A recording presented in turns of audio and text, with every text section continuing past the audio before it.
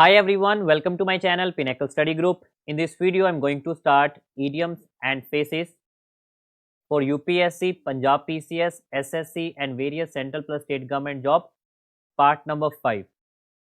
इससे पहले हमने part 1, part 2, part 3, part 4 चारों कवर कर लिए हैं. Kindly watch those videos first. So let's start with the part 5 and the first is draconian law.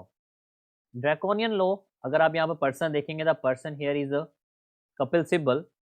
Draconian law का मतलब होता है एक्सट्रीमली सीवियर लॉ, जो कानून है बहुत ही सख्त है, very strict and very severe law. तो यहाँ पर मैंने एक स्टेटमेंट बनाई है, there are still many draconian laws in under developed countries. जो कंट्रीज हैं, जो अंडर डेवलप्ड कंट्रीज हैं, आज भी वहाँ पर काफ़ी कानून हैं which are extremely severe. Okay, और यहाँ पर जो कपिल सिब्बल है वो सेडिशंस लॉ को ड्रैकोनियन के अकॉर्डिंगली जज कर रहे हैं. तो ये हो गया draconian law, that is extremely severe law. Second है draw the long bow. Draw the long bow means to tell last story और टू एक्सेसरगेट. इसका मतलब किसी छोटी सी चीज को बहुत बड़ी कर कर बताना. Draw the long bow means to tell large stories और टू एक्सेसरगेट. और यहाँ पर मैंने स्टेटमेंट बनाई है, come to the point, do not draw a long bow. कि आप सीधा मुद्दे पे आए, किसी भी स्टोरी को बहुत बड़ा करके मत बताए. तो draw the long bow means to tell large stories और टू एक्सेसरगेट और come to the point, don't draw a long bow. Next है draw match and draw battle. See, draw match और बैटल का मतलब क्या होता है कि जो ऐसा मैच और बैटल जहाँ पर कोई भी पार्टी जीतती नहीं है. अ बैटल और a match in which no party wins. The draw battle created a lot of excitement till the last ball.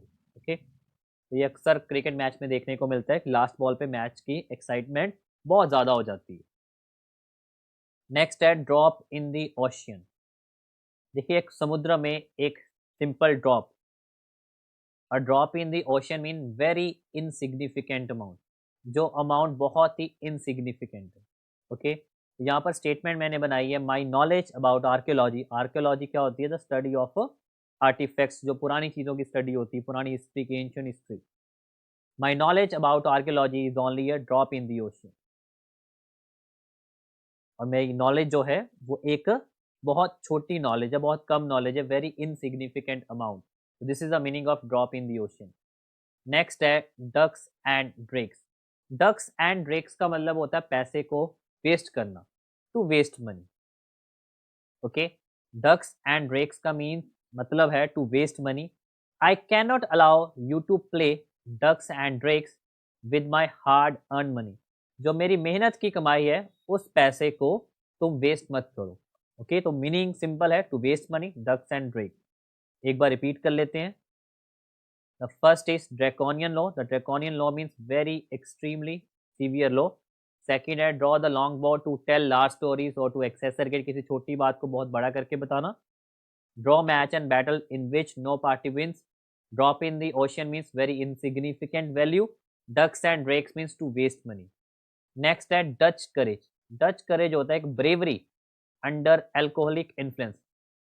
Alcoholic influence के बाद जो ब्रेवरी होती है उसको कहते हैं डच करेज. यहाँ पर आप पिक्चर देखिए, this person, his Dutch courage will vanish when he will gain his sense. जब वो अपनी सेंसेस को गेन करेगा after the alcoholic influence, the courage will vanish. Okay, he will gain the senses. तो यहाँ पर मैंने ये सेंटेंस बनाया, बहुत ही अच्छा है. और you can see the Dutch courage means bravery under the alcoholic influence. Next है इजी मनी. इजी मनी का मतलब होता है रिश्वत, bribe. Okay, easy money in which bribe. और यहाँ पर सेंटेंस देखिए, many officer makes easy money. काफ़ी ऑफिसर्स हैं जो ब्राइब लेते हैं. ओके, तो easy mean money means bribe. Next है ईट वंस वर्ड.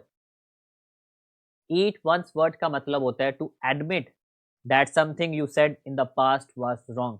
कि जो आपने कोई बात है, जो प्रीवियसली कोई आपने बात बोली है, जो गलत बात बोली, उसको आप एडमिट कर रहे हो. Okay, eat one's word means to admit that something you said in the past was wrong. तो यहाँ पर सेंटेंस देखिए, those who said that the Amitabh Bachchan charm was over had to eat this word after success of KBC. देखिए, कौन बनेगा करोड़पति हर साल एक नई बुलंदी पे जाता है. यहाँ पर सेंटेंस आप देख सकते हैं, दोस्त who said that Amitabh Bachchan charm was over had to eat their word after the success of KBC. तो eat one word means to admit that something you said in the past was wrong. Next है egg on. Egg on means to urge somebody to do something that is generally wrong. किसी को प्रवोक करना, किसी को उकसाना, कोई गलत, कोई नुकसानदायक चीज करने के लिए. To urge somebody to do something that is generally wrong. This is the meaning of egg on. He egged me on to drive faster. वो मुझे प्रोवोक कर रहा था कि मैं फास्ट अपनी जो ड्राइविंग है वो काफ़ी फास्ट करूँ, because the fast driving is a lethal. Egg on means to urge somebody to do something that is generally wrong. Next है enough and to spare. देखिए यहाँ पर enough वर्ड भी है और spare वर्ड भी है, तो इसका मतलब होता है plentiful. Okay, enough and to spare means plentiful. He earns enough and to spare. Okay, he earns enough and to spare. So this is the meaning of enough and to spare, that is plentiful. Next है ever and anon. Ever and anon का मतलब होता है now and then. Now and then, this is the meaning of ever and anon. यहाँ पर sentence देखिए, the night was dark and we could hear the howlings of dogs ever and anon. Clear? So this is the meaning ever and anon, that is now and then, and the sentence is the night was dark and we could hear the howlings of dog ever and anon. Next है every dog has his day. Okay, इसका मतलब है good fortune comes sooner or later. हर किसी की किस्मत चमकेगी, चाहे वो आज चमके चाहे वो कल चमके. Every dog has his day. The meaning is good fortune, किस्मत, comes sooner or later. Next है every inch. Every inch means completely, properly. Okay, so every inch means completely. She is an honest person by every inch. वो एक ईमानदार person है. It is a totally और completely honest person. Okay, every inch means a completely. Next है eye wash. Eye wash means ineffective remedy which is just for show, दिखावा. Okay, that is ineffective remedy, जो एक remedy है. Remedy means इलाज जो ineffective है, विच is just for show. This is the meaning of I wash. The committee setup to look into the multiple scams was just an eye wash. Scams को prop करने के लिए जो committee setup की गई थी, this is just an eye wash. It means the committee was ineffective remedy. This is just for a show. Okay. Next है see eye to eye. यहाँ पर आप देखिए, हस्बैंड अपनी वाइफ के बिल्कुल आई टू आई देख रहा है. The meaning is showing agreement और टू एग्री. एक दोनों की बात पे रजामंदी करना.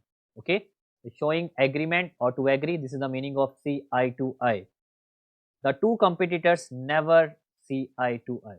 जो दो competitors होते हैं वो हमेशा कभी भी एग्री नहीं करते, एक दूसरे की बात पे एग्री नहीं करते. ओके, नेक्स्ट है face the music. Face the music means to face opposition. अगर आपने कोई गलती की है उसकी आपको सजा मिलेगी. This is also meaning of the face the music. Okay, to face opposition. Every leader has to face the music if he does not fulfill promises made by him. देखिए हर पोर्टफोलियो में जो प्रोमिस होते हैं, अगर वो उन्होंने किए होते हैं, अगर वो फुलफिल ना करें तो they have to face opposition in the next election. So here the statement is every leader has to face the music if he doesn't fulfill promises made by him. So this is the meaning of face the music, to face opposition, to reprimand भी इसका मतलब होता है. Next है fan the flame. Fan the flame means to aggravate, किसी बात को बढ़ाना, आग में घी डालना. ये भी इसका एक हिंदी का मतलब हो गया. I don't want to fan the flame of the tension between husband and the wife. Okay, जो हस्बैंड और वाइफ में जो टेंशन चल रही है मैं उसको और बढ़ाना नहीं चाहता. तो fan the flame means to aggravate. So यहाँ पर मैंने बताया I don't want to fan the flame of the tension between husband and the wife. Next है fish in trouble water. Fish in trouble water means to take advantages of the difficulties of others. अगर कोई दूसरा person difficulty में है तो उसकी difficulty से हमें एडवांटेज मिलती है और उसके डिफिकल्टी से एडवांटेज लेना.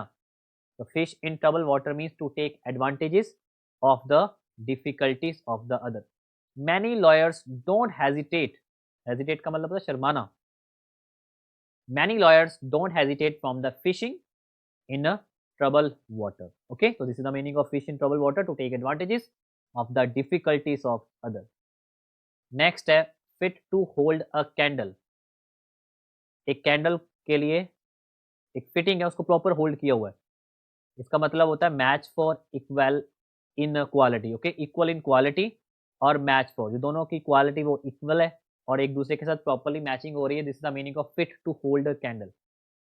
ही is such a miser, miser होता है कंजूस, that he is not fit to hold a candle of such a lavish reception. Okay, तो लेविश रिसेप्शन थी, उसके लिए वो बिल्कुल भी इक्वल नहीं था, मैचिंग नहीं थी, because he is a Mysore, वो बहुत ही कंजूस पर्सन है. नेक्स्ट है फ्लॉग अ डेड हॉर्स. फ्लॉग अ डेड हॉर्स मीन्स एक हॉर्स है जो मर गया, अब उसको फ्लॉगिंग करने का कोई फन नहीं है.